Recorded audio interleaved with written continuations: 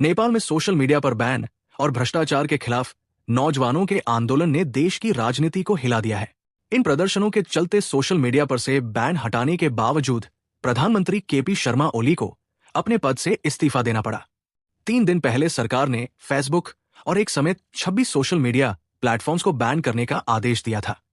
इसके बाद राजधानी काठमांडू सहित पूरे देश में युवाओं खासकर जेन जी ने सड़कों पर उतरकर जोरदार विरोध दर्ज कराया।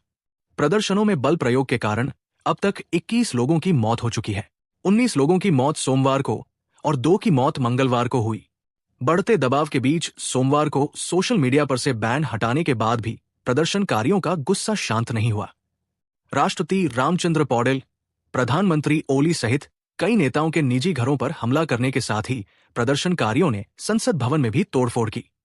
आंदोलनकारी प्रधानमंत्री ओली के इस्तीफे पर अड़े रहे और राजधानी के कई हिस्सों में केपी चोर, देश छोड़ो और भ्रष्ट नेताओं के खिलाफ कार्रवाई करो जैसे नारे लगाए।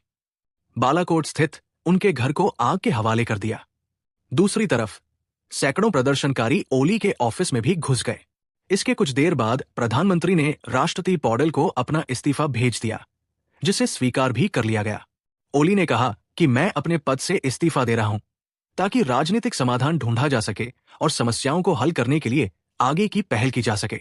नेपाल के नौजवान पिछले कुछ समय से भ्रष्टाचार के खिलाफ अभियान चला रहा थे और इसके लिए रेडिट, इंस्टाग्राम जैसे सोशल मीडिया प्लेटफॉर्म का इस्तेमाल करके मंत्रियों और रसूख वालों के परिवारों की अय्याशी वाली जीवन शैली का पर्दाफाश कर रहे थे।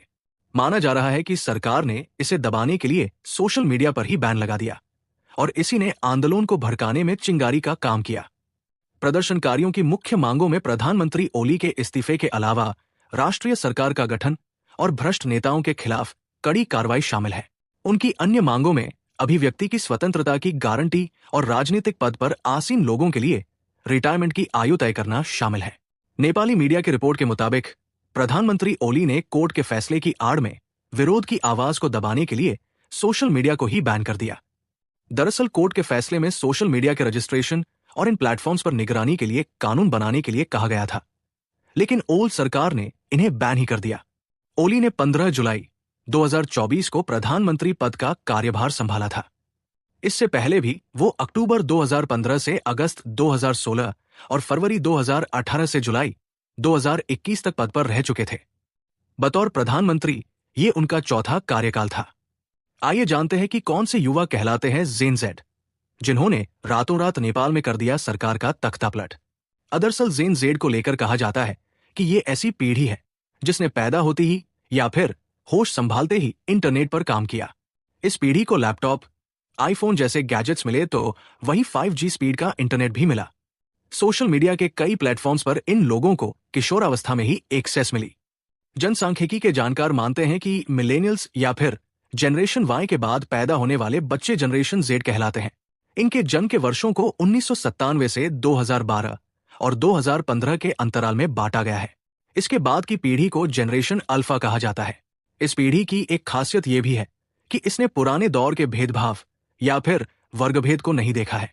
ऐसे में किसी भी तरह के भेदभाव और असमानता का खुलकर विरोध करते हैं।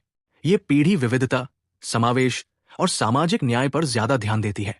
जेंडर इक्वालिटी, जलवायु परिवर्तन और मानवाधिकार जैसे मुद्दों को लेकर जागरूक रहते हैं। पारंपरिक नौकरी की बजाय फ्रीलांसिंग, स्टार्टअप्स और क्रिएटिव करियर की ओर झुकाव रखते हैं।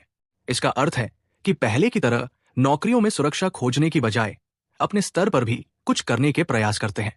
इस पीढ़ी को मिलेनियल्स की तुलना में ज्यादा प्रैक्टिकल और सेविंग ओरिएंटेड भी माना जाता है। आइए अब जानते हैं कि कौन है रैपर से नेता बने बालेंद्र शाह, जिन्हें नेपाली युवा अंतरिम पीएम देखना चाहते हैं। बालेंद्र शाह युवाओं के बीच काफी लोकप्रिय है। उन्होंने रैपर से राजनीति तक का सफर तय किया है। फिलहाल वो काठमांडू के 15वें मेयर हैं। साल 2022 में बालेंद्र शाह स्वतंत्र उम्मीदवार के रूप में मैदान में उतरे थे और जीत हासिल की थी। बालेंद्र शाह को यहां पर बालेन के रूप में जाना जाता है। वो युवाओं के लिए नई उम्मीद बनकर उभरे हैं। वो इंजीनियर भी रह चुके हैं। पिछले कुछ वक्त में देश के अंदर वो काफी तेजी से मशहूर हुए हैं। काठमांडू का मेयर बनने के बाद भी बालेंद्र शाह ने अपना अंदाज नहीं बदला है। वो गैर परंपरागत ढंग से अपना काम करते हैं। बालेंद्र शाह शहरों में होने वाली अपनी बैठक को लाइव कर देते हैं। गैर कानूनी ढंग से बनी बिल्डिंग्स पर बुलडोजर चलवा देते हैं। इसके अलावा अपनी ड्यूटी न करने के आरोपी म्यूनिसिपल अधिकारियों को सीधे चुनौती देते हैं। बालेंद्र की इस वर्किंग स्टाइल ने युवाओं के बीच हीरो बना दिया है। पारंपरिक नेता जहां पार्टी की सहमति से काम करते थे, वहीं बालेंद्र ने अपने फैसलों ने अपने लिए एक खास प्रतिष्ठा बनाई है।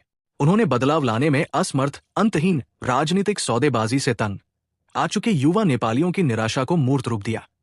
इस प्रक्रिया में उन्होंने नेपाल में नेतृत्व कैसा हो सकता है, इस धारणा को ही नया आकार दिया।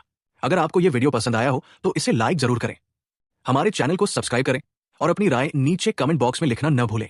और हाँ, नया वीडियो सबसे पहले देखने के लिए बेल आइकन दबाना बिल्कुल न भूलें।